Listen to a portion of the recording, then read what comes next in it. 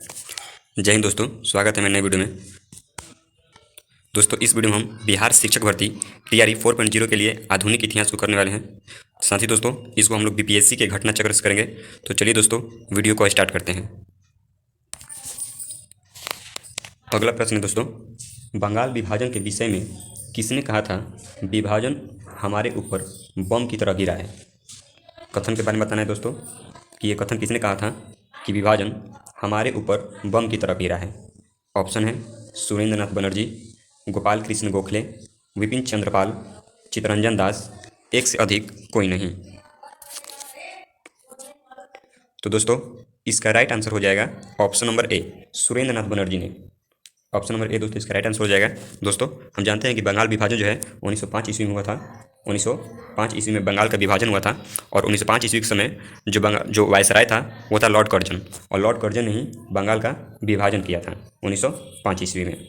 और उसी बंगाल विभाजन पर दोस्तों सुरेंद्र नाथ बनर्जी ने कहा था कि विभाजन हमारे ऊपर बम की तरह गिरा है।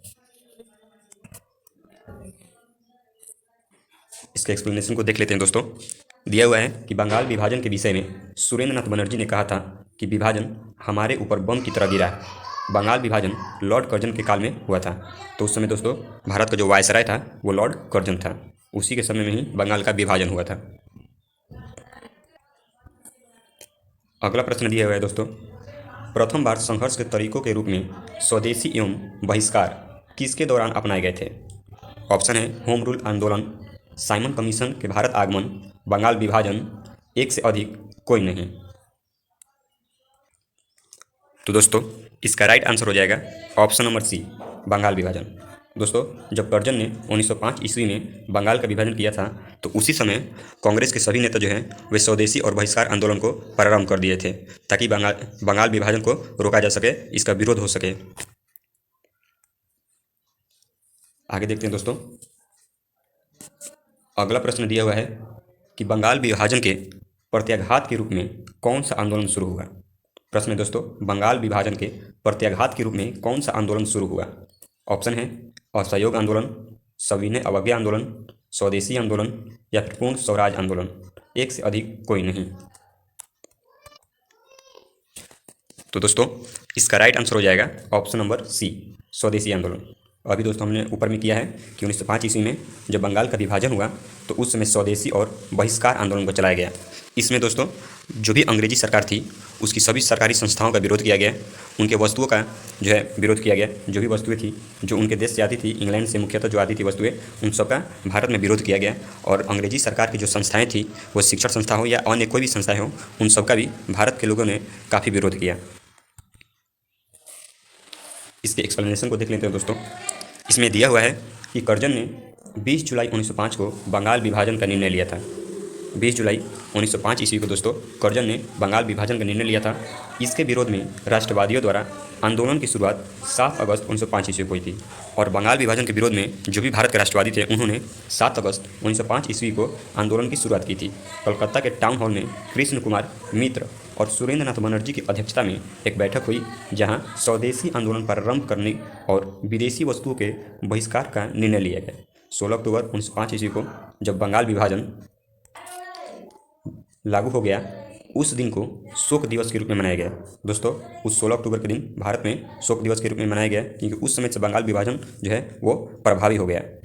आगे दिया है कि रविंद्रनाथ टैगोर के सुझाव पर इसे राखी दिवस के रूप में मनाया गया।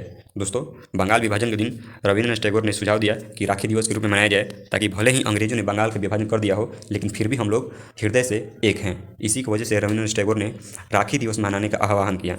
आगे दिया है कि यह दिवस राष्ट्रवादियों द्वारा बंगाल की अटूट एकता को प्रदर्शित करने के लिए मनाया गया। टैगोर के शांति निकेतन के तर्ज पर बंगाल नेशनल कॉलेज की स्थापना की गई। बहुत कम समय में पूरे देश में अनेक राष्ट्रवादी विद्यालयों की स्थापना हो गई। आगे दिया है कि अगस्त 1906 में राष्ट्रीय शिक्षा परिषद का गठन किया गया। अगस्त 1906 में दोस्तों राष्ट्रीय शिक्षा परिषद का गठन किया गया, नेशनल एजुकेशनल काउंसिल का गठन किया गया।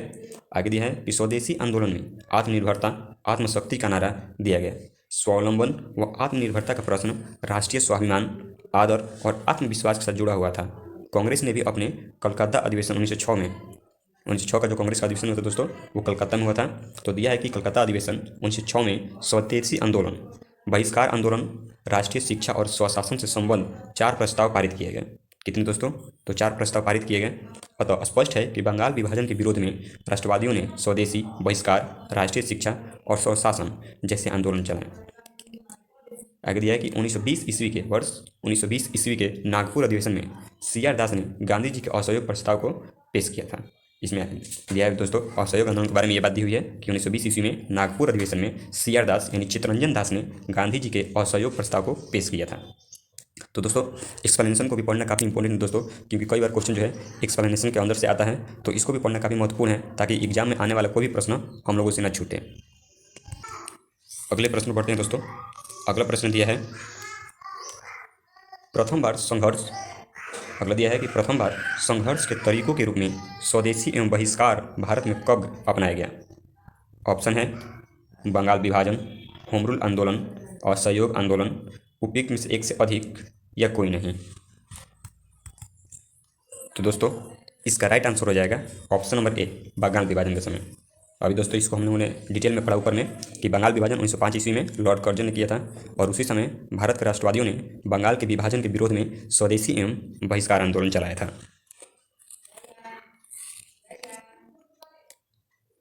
आगे दिया है दोस्तों, अगला प्रश्न दिया हुआ है कि बंग भंग के बाद कौन सा आंदोलन शुरू हुआ था। बंग भंग के बाद कौन सा आंदोलन शुरू हुआ था। दोस्तों यहाँ बंग भंग कहने का अर्थ है बंगाल विभाजन।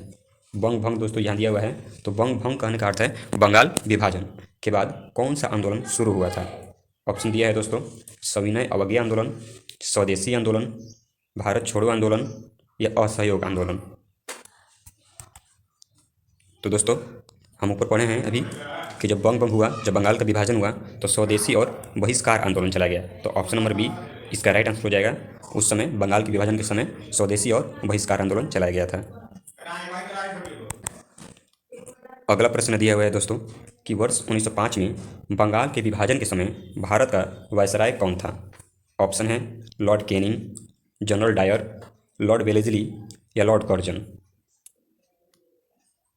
तो दोस्तों इसका राइट आंसर हो जाएगा option number D, Lord Curzon. 1905 ईस्वी में बंगाल विभाजन हुआ था दोस्तों, और उस समय वायसराय कौन था, तो लॉर्ड कर्जन था। साथ ही दोस्तों अगर बात करें लॉर्ड कैनिंग के बारे में, तो 1857 की जो क्रांति हुई थी, 1857 की जो क्रांति हुई थी, उस समय वायसराय कौन था, तो लॉर्ड कैनिंग था। और जनरल डायर के बारे में दोस्तों जानते हैं कि जलियांवाला जो बाग हत्याकांड हुआ था 13 अप्रैल 1919 को, तो उस समय जनरल ओ डायर ने ही गोली चलवाया था। और साथ ही लॉर्ड वेलेस्ली के बारे में बात करें तो लॉर्ड वेलेस्ली ने स्वयं को बंगाल का शेर घोषित किया था दोस्तों, अपने आप को बंगाल का शेर कहता था। और साथ ही दोस्तों वेलेस्ली ने ही सहायक संधि को शुरू किया था। इसको भी ध्यान में रखिए दोस्तों, वेलेस्ली ने ही सहायक संधि को भी शुरू किया था। बढ़ते अपने अगले प्रश्न पर दोस्तों।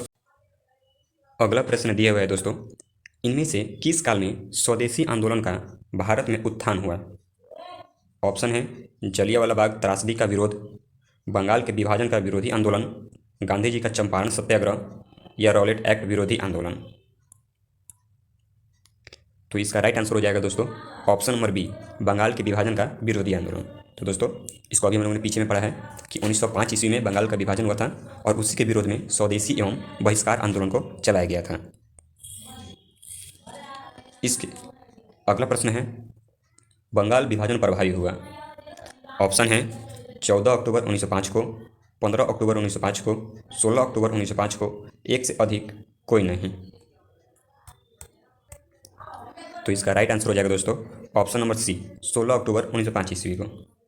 16 अक्टूबर 1905 ईस्वी को दोस्तों बंगाल का विभाजन प्रभावी हुआ था। हालांकि दोस्तों बंगाल विभाजन की घोषणा जो है जुलाई में ही कर दी गई, जुलाई 1905 में ही कर दी गई थी, लेकिन इसका जो बंगाल का जो विभाजन है ये प्रभावी हुआ 16 अक्टूबर 1905 ईस्वी को। और 16 अक्टूबर 1905 ईस्वी को दोस्तों बंगाल में शोक दिवस के रूप में मनाया गया। जितने भी भारत के लोग थे, भारत के राष्ट्रवादी, सभी ने इस दिवस को शोक दिवस के रूप में मनाया। अगला प्रश्न दिया है दोस्तों, लॉर्ड कर्जन द्वारा 1905 ईस्वी में किया गया बंगाल विभाजन किस वर्ष रद्द हुआ। ऑप्शन है 1911 में, 1904 में, 1906 में या फिर 1907 में।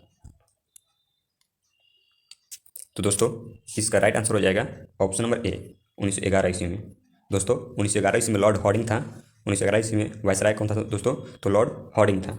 इसको भी ध्यान में रखिएगा, लॉर्ड हॉर्डिंग उस समय भारत का वायसराय था और उसी के शासनकाल में जो है बंगाल विभाजन को रद्द कर दिया गया था 1911 ईस्वी में।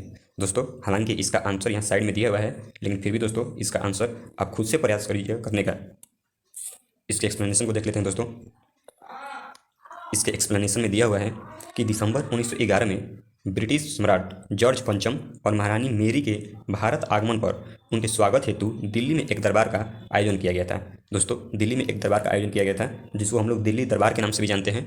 दिल्ली दरबार में ही 12 दिसंबर 1911 को सम्राट ने बंगाल विभाजन को रद्द किया। तो दोस्तों उसमें ब्रिटिश साम्राज्य जॉर्ज पंचम और महारानी मेरी का भारत में आगमन हुआ था और उन्होंने ही 12 दिसंबर 1911 ईस्वी को दिल्ली दरबार में बंगाल के विभाजन को रद्द कर दिया और उसमें वायसराय कौन था दोस्तों? तो लॉर्ड हॉर्डिंग था। आगे देखते हैं कि साथ ही कलकत्ता की जगह दिल्ली को भारत की नई राजधानी बनाया गया और इसी समय दोस्तों दिल्ली दरबार में ही 1911 ईस्वी में ही कलकत्ता को हटाकर दिल्ली को भारत की नई राजधानी घोषित किया गया। तो इसमें दोस्तों 1911 ईस्वी में ये घोषणा किया गया कि जो भारत की नई राजधानी दिल्ली होगी, उसमें बनाया नहीं गया बल्कि केवल 1911 में घोषणा हुआ और आगे चल के 1912 ईस्वी में दिल्ली जो है भारत की राजधानी बन जाती है। आगे दिया है कि घोषणा के अनुरूप बंगाल को एक नए प्रांत के रूप में पुनर्गठित किया गया। उड़ीसा तथा बिहार को दिया। आगे दिया दोस्तों कि उड़ीसा तथा बिहार को इससे अलग कर दिया गया। यानी कि दोस्तों बंगाल से उड़ीसा और बिहार को 1912 ईस्वी में अलग कर दिया गया। 11 में घोषणा हुआ और 12 में अलग हो गया। असम को एक नया प्रांत बनाया गया जैसे कि उसकी स्थिति 1874 में थी तथा सिलहट को इसमें जोड़ दिया गया। और दोस्तों 1874 ईस्वी में ये असम जो था स्वतंत्र था, वो बंगाल का हिस्सा नहीं था, लेकिन आगे चलकर बंगाल का हिस्सा बना और 1911 ईस्वी में फिर घोषणा की गई कि असम एक नया राज्य रहेगा और साथ ही असम में सिलहट को जोड़ दिया गया। आगे देखते हैं दोस्तों। अगला प्रश्न दिया हुआ है कि बंगाल विभाजन की घोषणा की गई। ऑप्शन है 19 जुलाई 1905 को, 7 अगस्त 1905 को, 15 अगस्त 1905 को, 16 अक्टूबर 1905 को, एक से अधिक कोई नहीं। तो दोस्तों इसका राइट आंसर हो जाएगा ऑप्शन नंबर ए 19 जुलाई 1905 ईस्वी को।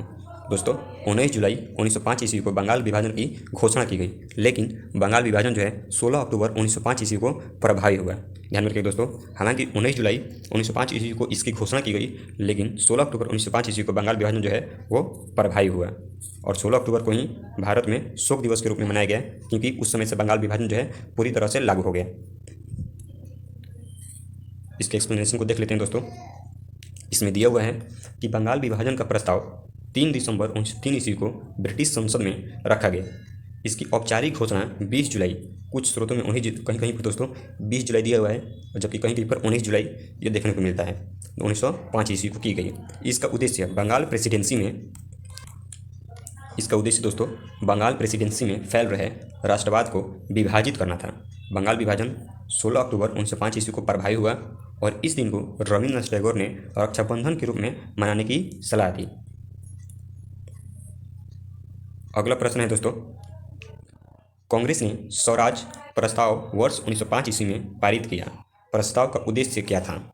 ऑप्शन है अपने लिए संविधान बनाने का अधिकार प्रस्तुत, परंतु ऐसा नहीं हुआ। ऑप्शन ए नंबर दोस्तों कि अपने लिए संविधान बनाने का अधिकार परंतु ऐसा नहीं हुआ। ऑप्शन बी है स्वशासन सुनिश्चित करना, सी है उत्तरदायी सरकार बनाना और डी है स्वयं की सरकार। तो दोस्तों इसका आंसर जो है स्वशासन सुनिश्चित करना भी हो सकता है, स्वयं की सरकार बनाना भी हो सकता है, उत्तरदायी सरकार भी हो सकता है। तीन में से दोस्तों एक से अधिक जो है इसका आंसर हो सकता है। हालांकि वो जो ऑप्शन है इसमें नहीं दिया हुआ है, एक से अधिक का ऑप्शन इसमें नहीं दिया हुआ है, तो हम लोग इसमें चूज करना मुश्किल है, क्योंकि इसमें एक से अधिक होगा जो कि ऑप्शन नहीं दिया हुआ है। इसके एक्सप्लेनेशन को भी देख लेते हैं दोस्तों। इसके एक्सप्लेनेशन में दिया हुआ है कि कांग्रेस ने स्वराज संबंधी प्रस्ताव पर सर्वप्रथम 1905 ईस्वी में बनारस अधिवेशन में चर्चा की थी। सर्वप्रथम दोस्तों 1905 ईस्वी में बनारस अधिवेशन में चर्चा की थी और वर्ष 1906 में कलकत्ता के अधिवेशन में प्रस्ताव पारित कर दिया गया। इस प्रस्ताव के साथ स्वदेशी बहिष्कार तथा राष्ट्रीय शिक्षा संबंधित प्रस्ताव भी पारित किए गए। अगले प्रश्न पर बढ़ते हैं दोस्तों। अगला प्रश्न थोड़ा सा बड़ा है दोस्तों। अगला प्रश्न है कि उड़ के 1854 के प्रेषण के संबंध में निम्नलिखित कथनों पर विचार कीजिए। पहला दिया है कि इसने उच्च अध्ययन के लिए शिक्षा के माध्यम के रूप में अंग्रेजी की सिफारिश की। अगला दिया है, इसने महिला शिक्षा व्यावसायिक प्रशिक्षण पर जोर दिया। अब इसमें बताना है दोस्तों दोनों कथनों में कौन सा सही है कौन सा गलत है। ऑप्शन में दिया हुआ है कि न तो एक और न ही दो सही है, केवल एक सही है, केवल दो सही है, या फिर एक और दो दोनों सही हैं। तो दोस्तों इसका राइट आंसर हो जाएगा ऑप्शन नंबर डी, एक और दो दोनों सही हैं। दोस्तों वुड डिस्पैच 1854 ईस्वी में आया था। वुड डिस्पैच दोस्तों 1854 ईस्वी में आया था, जो कि शिक्षा से संबंधित था। इसको ध्यान रखिएगा, ये शिक्षा से संबंधित था और इसने उच्च अध्ययन के लिए शिक्षा के माध्यम के रूप में अंग्रेजी की सिफारिश की थी। ऑब्वियस सी बात है दोस्तों कि यदि अंग्रेज अपना कोई भी नियम लेकर आएंगे, अगर वो शिक्षा से होगा तो भाषा के रूप में वे अंग्रेजी को ही ज़्यादा मान्यता देंगे। तो अंग्रेजी की सिफारिश की थी और इसने महिला और व्यावसायिक प्रशिक्षण पर भी जोर दिया था। तो इस तरह ऑप्शन डी हो जाएगा, अर्थात पहला और दूसरा दोनों जो है सही कथन है। इसके एक्सप्लेनेशन को भी देख लेते हैं दोस्तों। इसमें दिया हुआ है कि चार्ल्स वुड की अध्यक्षता में गठित समिति ने 1854 ईस्वी में भारत में भावी शिक्षा के लिए एक वृहद योजना तैयार की, जिसे भारतीय शिक्षा का मैग्ना कार्टा कहा जाता है। वुड घोषणा पत्र ने निम्नलिखित सिफारिशें की। देखते हैं दोस्तों, वुड घोषणा पत्र जो है ये शिक्षा से पहले सबसे पहले ये ध्यान रखिएगा, वुड डिस्पैच यानी उस वुड घोषणा पत्र जो है सबसे पहले ध्यान रखिएगा कि ये शिक्षा से संबंधित है, शिक्षा से संबंधित है और इसकी सिफारिशें निम्नलिखित है, जिसको हम लोग देख लेते हैं। इसकी सिफारिशें थी दोस्तों, उच्च शिक्षा के माध्यम से अंग्रेजी भाषा के साथ साथ देसी भाषा की भी सिफारिश की। दूसरा में दिया है कि महिला और व्यावसायिक प्रशिक्षण की सिफारिश की। तीसरा में है प्रांतों में शिक्षा विभाग के गठन की सिफारिश की। चौथा में है 1857 ईस्वी में कलकत्ता, बम्बई और मद्रास में विश्वविद्यालय की स्थापना की। तो 1857 में दोस्तों कलकत्ता, बम्बई और मद्रास तीनों जगह विश्वविद्यालय की स्थापना हुई। आगे दिया है कि शिक्षकों के प्रशिक्षण के लिए अध्यापक प्रशिक्षण संस्थान की स्थापना की।